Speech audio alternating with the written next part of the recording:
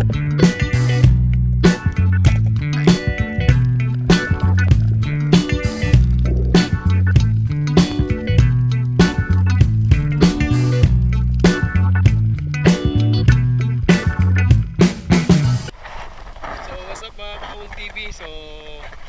shout out manay ko si ni Arnel Entong no. So, kay na siya gis karon. So, kami lang sa doon ni Elchoy.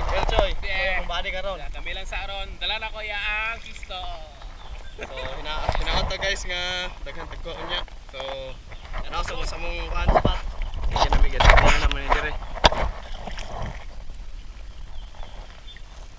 Nakakawol kay alas 12:50. So, sayo pa kayo. So, mo na to, update namin unya sa among kuha. Let's go! Alright, thank you sa intro, John Spence. So what's up? Awol TV nga pala, another day, another spearfishing day. Tara, samahan nyo kami sa panibagong aksyon at lantingan ng pangulam ng bayan. Yung clip nga pala natin, random lang to, mga clip nung nakarang araw. Namana kasi sila John Spence at saka yung kapatid ko doon sa lungsod or malapit na sa lungsod ng Boal-Boal. At siya nga pala, kung bago ka pa lang sa channel ko, huwag kalimutang mag-like, subscribe, and hit the notification bell para updated ka sa mga bagong video. At paki-like and share na lang din sa mga videos natin on Facebook or on Reels by Renla, Brian, Invoker, and Tong. Let's go! At dito, first drop ni John Spence at nag-fish calling, sobrang accurate, lumapit talaga kagad yung isda at boom, sa pool, isang rabbit fish or kitong. So pagkatira, isa-surface na kagad para ma-secure yung isda.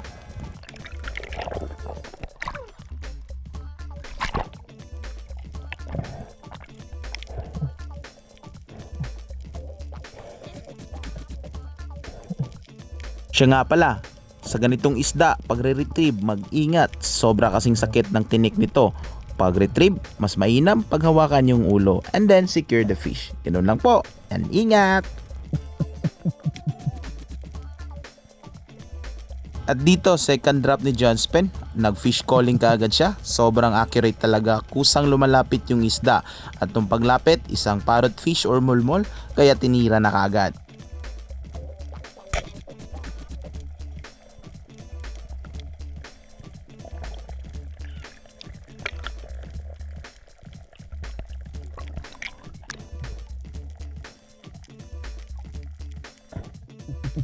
At dito, last clip na ni John Spence, last drop, at may nakita kagad siyang isang ansuhan, kaya syempre, tirahin na kagad, dagdag pang ulam na to.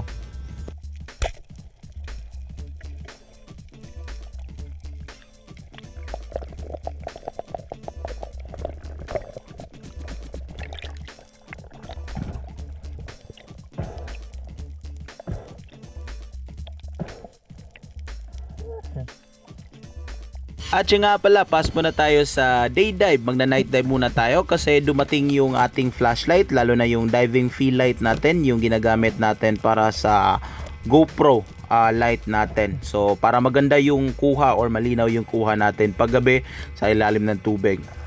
At syempre, salamat nga pala sa kaibigan natin na nag-order nito. Thank you ng sobra. Hindi ko na sasabihin yung pangalan mo. At ito yung mga clip natin or mga kuha natin kagabi. So check natin yung clip. Sobrang ganda talaga. And then let's go!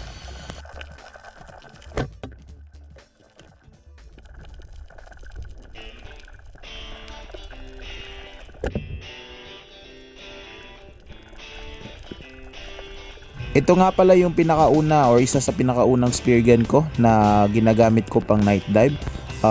Sobrang laki ng shafting nito, 7.5. So balak kong magpagawa uli ng shaft na 3mm lang dapat kasi gusto ko yung performance nung maliit na shafting pang night dive.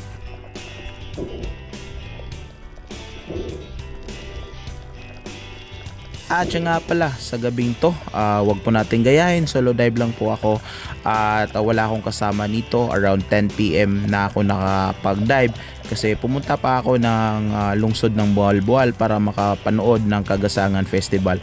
Kaso sobrang tagal na start, kaya yun, umuwi na lang ako at namana at nakadive na ako mga around 10 PM. So hindi talaga advisable na mamana ka na mag-isa.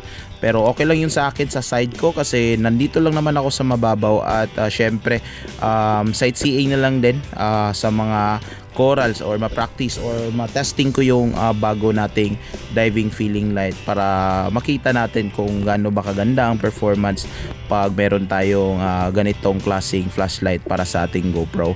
So sobrang sulit naman kasi sobrang ganda din tignan, and then mafe-feel mo talaga na sobrang ganda ng mga marine species pag gabi.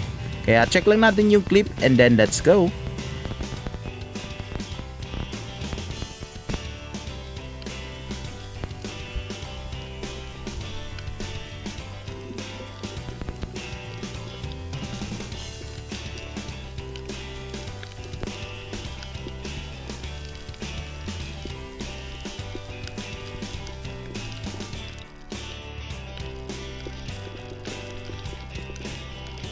Yung nga pala, nais ko lang magpasalamat sa mga solid supporters natin dyan. Shoutout tayo kay Glenn Lasso from Valencia, Bohol, kay Sid Baron Codante from Nueva Vizcaya, kay Shane Dave Pasco Padayhag from Siquijor, at kay Justin Colbar. Shoutout sa iyo dyan, Master. So sobrang nagpapasalamat talaga ako sa mga solid supporters at mga kaibigan natin na walang sawang nanonood sa mga videos or clip natin, underwater or spearfishing videos natin. At eto nga pala yung mga clip natin. So continue lang tayo and then enjoy watching.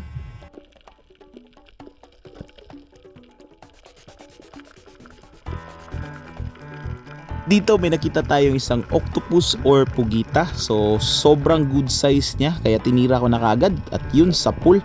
So may pangbayad na ako ng internet sa bahay nito. Ito talaga pinaka maganda sa spearfishing, yung nanghuli ka ng isda na pang-ulam. Hindi lang pang-ulam kundi may pangbigas ka. Sobrang napakasulit talaga pag meron kang ganitong talento. Pero laging tandaan, dive safe and then know your limits.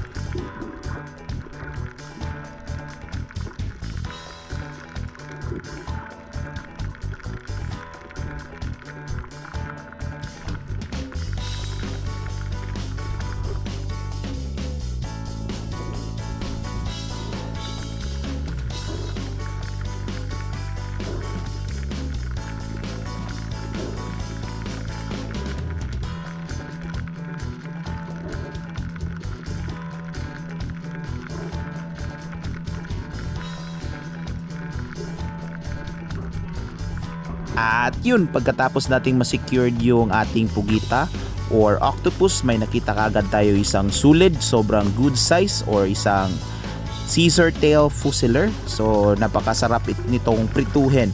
So may dagdag pang ulam na tayo kasi yung pugita natin is ating ibibenta para may pangdagdag tayong bayarin sa ating internet sa bahay. At dito nga pala magtatapos ang ating spearfishing videos, day dive at night dive. Sana nag-enjoy kayo and then see you next episode. Alright!